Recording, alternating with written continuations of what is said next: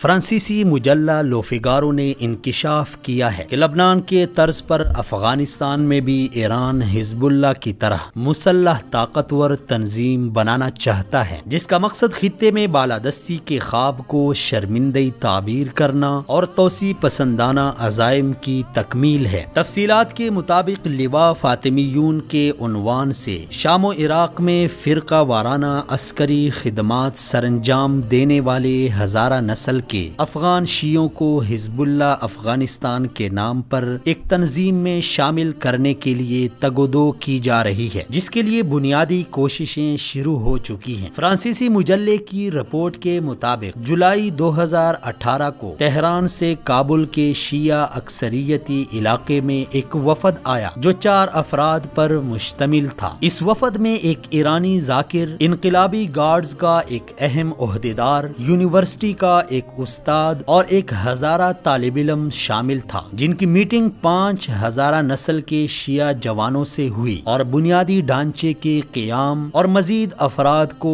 دعوت دینے پر اتفاق کیا گیا۔ افغانستان میں حزب اللہ کے طرز پر دہشت گرد تنظیم بنانے کے لیے ایک عرصے سے ایران کوششیں کر رہا ہے، جس کے لیے سال 2017 میں پاسداران انقلاب گارڈز کے عہدیداران نے پنجشیر، ہرات اور بلخ صوبوں کے اسفار بھی کیے تھے، جس میں مختلف قداور لوگوں سے ملاقاتیں اور ان کو کام کرنے کے لیے قائل کیا گیا۔ لواء فاطمیون کے جھنڈے تلے شام میں لڑنے والے شیعہ افغان جنگجو حسن کہتے ہیں کہ شام میں لڑتے وقت اکثر سننے کو ملتا تھا کہ آج ہم شام میں لڑ رہے ہیں اور کل افغانستان میں اپنے حقوق کی مسلح جنگ لڑیں گے۔ حسن کہتے ہیں کہ آج وقت آ گیا ہے کہ ہم ایران کی مدد سے افغانستان میں حزب اللہ لبنان کے طرز پر ایک تنظیم بنائیں اور مخالفین کے دانت کھٹے کریں۔ اس ضمن میں شیعہ اکثریتی علاقوں میں مسلح جتھوں کو امریکہ، اسرائیل اور داعش سے مقابلے کے نام پر منظم کیا جا رہا ہے۔ باوثوق ذرائع کے مطابق کابل کے شیعہ اکثریتی علاقے دشت برچی میں 500 افراد کو امام بارگاہوں اور شیعہ مراکز کی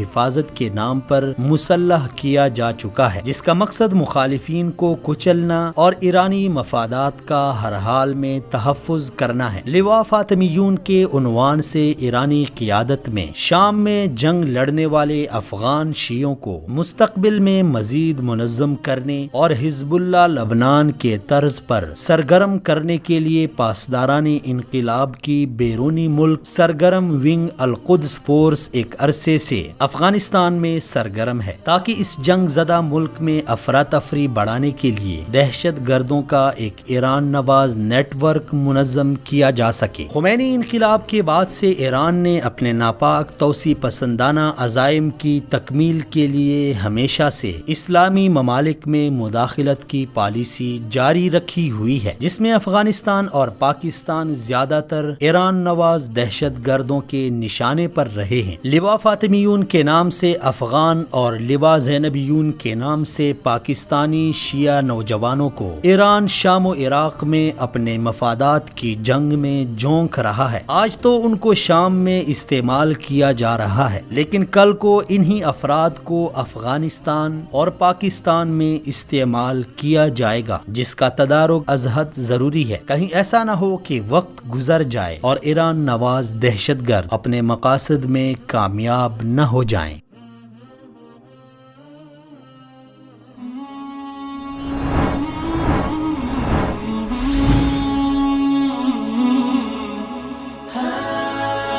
دنیائے اردو کا